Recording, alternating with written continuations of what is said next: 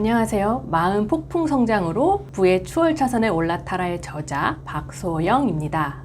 평생 예술로 살아온 미대 언니에서 지금은 스마트 스토어를 운영하는 사업가이자 SNS에서는 쏠쏠 언니로 활동하고 있는 40대 엄마이기도 합니다. 저는 정말 학창시절에 모범생이었거든요. 좋은 대학도 나오고 유학도 다녀왔어요. 그리고 박사 수료까지 했단 말이에요. 그렇게 공부를 많이 했는데 돈 버는 법은 어느 교육과정에서도 배운 적이 없더라고요. 그런데 돈을 벌려면 돈 공부를 해야 한다는 소리를 들었어요. 돈 공부가 있다고? 저는 그 얘기를 듣고 정말 충격이었어요. 돈 버는 방법을 제대로 배운다?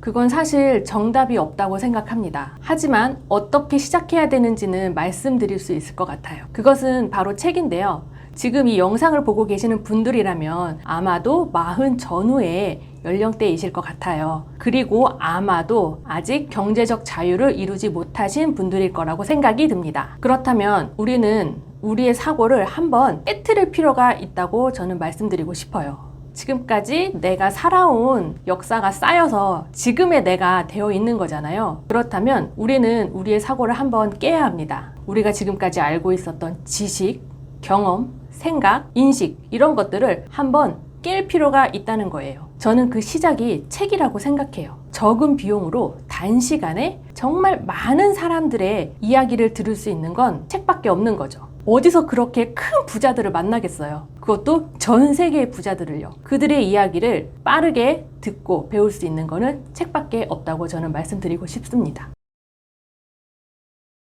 40에 저는 정말 끝인 줄 알았어요. 40이 되면 제가 상상했던 모든 게 거의 다 이루어져 있을 거라고 생각을 했는데요. 현실은 그렇지 않았거든요. 어린 아이를 키우고 있었고 제 컨디션은 너무 좋지 않았어요. 육아가 정말 생각보다 어렵더라고요. 오죽하면 박사 논문 쓰는 게 더 쉽겠다라는 생각이 들 정도였어요. 그러면서 이제 내가 할 수 있는 건 남편의 사업이 어떻게든 성공하는 거다. 거기에 내 인생이 달려있다 라고 생각을 했었어요. 그런데 어느 날 유튜브에서 한 인터뷰를 보게 됩니다. 바로 켈리체 회장님의 영상이었는데요. 40에 빚이 10억을 가진 여자가 단 5년 만에 수천억 대의 매출을 내는 글로벌 기업의 회장이 되었다는 이야기였어요. 그때 저는 정말 그게 가능해? 40대에 시작했는데? 라고 한번 놀랬고요. 그리고 김승호 회장님의 저서에서도 여러 곳에 40대에 버는 돈이 진짜다 라는 메시지가 담겨 있었어요. 40대에 버는 돈이 진짜라고? 그렇다면 40대가 가장 돈을 벌기 좋다는 얘기 아닌가? 라는 것에서 힌트를 얻었어요. 지금이 가장 돈 벌기 좋은 때라는 말이 아닐까? 라고요. 그 전에는 하지 못할 것 같던 어떤 저의 모습이 발견되었어요.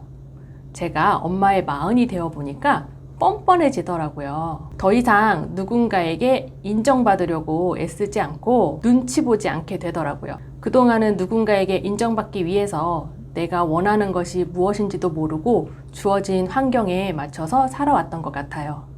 부모님, 선생님, 친구, 이성 혹은 직장 상사에게 잘 보이기 위해서 말이죠. 그런데 이제 더 이상 그게 의미가 없다는 것을 알게 된 거예요. 그 시점이 저는 40이었습니다. 남에게 끌려다니는 삶이 아니라 내가 주도하는 삶을 살아야겠다 라고 결심하게 되었고요. 그러다 보니까 모든 게 재밌어지는 거예요. 내가 주도적으로 이끌어가는 삶. 자신감도 높아지고 행동력도 붙었어요. 그렇다면 돈 버는 것도 그만큼 더 잘할 수 있다는 말 아닐까요? 사람을 리셋하고 리프로그래밍 한다고 하니까 사람이 무슨 기계야? 싶을 수 있으실 것 같은데요. 기계는 아니지만 비슷한 면이 있더라고요. 제가 코딩을 했던 경험에 비추어서 한번 설명을 해드려 볼게요. 코딩을 하면 처음에 아무것도 없는 백지의 화면이 펼쳐집니다. 우리 마치 원고지에 글을 쓰거나 하얀 한글 문서를 보는 것처럼 정말 막막해요. 근데 거기에 내가 하고 싶은 것을 한 줄 한 줄 채워 넣죠. 그러면서 그것이 실행을 해요. 그러면서 어떤 프로그램이 작동을 하게 되는데요. 버전 1에서는 매끄럽지가 못합니다. 아무래도 처음이다 보니까요. 그래서 실수도 있고 오류도 있고 그것을 또 하나하나 찾아가면서 고쳐가면서 하나의 프로젝트를 만들어 가게 돼요. 하지만 어딘가 계속 문제가 발견이 되죠. 그래서 결국 내가 원하는 최종의 프로그램을 만들려면 시간이 정말 오래 걸리고요. 결국엔 내가 무엇을 하고 있는지 목적지를 잃게 됩니다. 그럴 땐 차라리 새 창을 열어서 버전 2를 만드는 게 훨씬 빠르죠. 저는 나도 그렇게 할 수 있지 않을까? 라고 생각을 했어요. 왜냐면 그동안 쌓아온 저의 경험 데이터가 너무 많은데 새로운 경험을 하려고 하니까 거기서 뭐가 치고 나오고 또 어떤 오류가 생기고 가로막는 게 너무 많은 거예요. 그런데 거기서 발견되는 어떤 부족한 점들을 하나하나 고쳐가려고 하니 너무 길이 멀게 느껴지더라고요. 그리고 좀 답답했어요. 차라리라도 기계처럼 리셋할 수 있다면 얼마나 좋을까 라고 생각을 하게 된 거죠. 그것을 쉽게 할 수 있는 방법은요, 상상을 해보는 거예요. 여기에 빨간색 버튼이 있다고 생각을 해보세요. 그리고 그 위에 리셋이라고 적혀 있습니다. 이제 그 버튼을 누르면 내가 리셋이 되는 거예요. 아주 백지 상태로요. 그렇게 한번 눌러보면요, 신기하게도 그런 느낌을 받게 됩니다. 그러면 이제 나는 무엇이든 될 수 있는 무한한 가능성과 능력을 가진 아이와 같은 정말 순수한 존재가 되는 거죠. 거기서부터 시작한다고 생각을 하면 좀 쉬워지실 거예요. 리프로그래밍을 하는 과정은 사실 반복하는 수밖에 없어요. 우리는 기계가 아니잖아요. 그래서 리셋 버튼을 눌렀다고 해서 바로 리셋이 되고 프로그래밍을 입력한다고 해서 프로그래밍이 되는 게 아니죠. 그래서 그것을 계속해서 나에게 새로운 인풋을 주면서 리프로그래밍 해가는 과정이 필요합니다.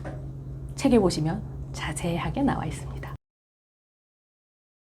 저는 마흔의 위기를 겪고 굉장히 많이 흔들렸어요. 그러면서 불안했고 불안정했습니다. 지금 와서 보니까 마흔의 흔들림은 당연했어요. 그리고 나만 겪는 게 아니니까 혼자서 불안해하지 않으셨으면 좋겠고요. 위기는 기회라는 말이 있는데 제가 겪어보니 정말 맞는 말이었어요. 결핍은 강력한 성장의 원동력이에요.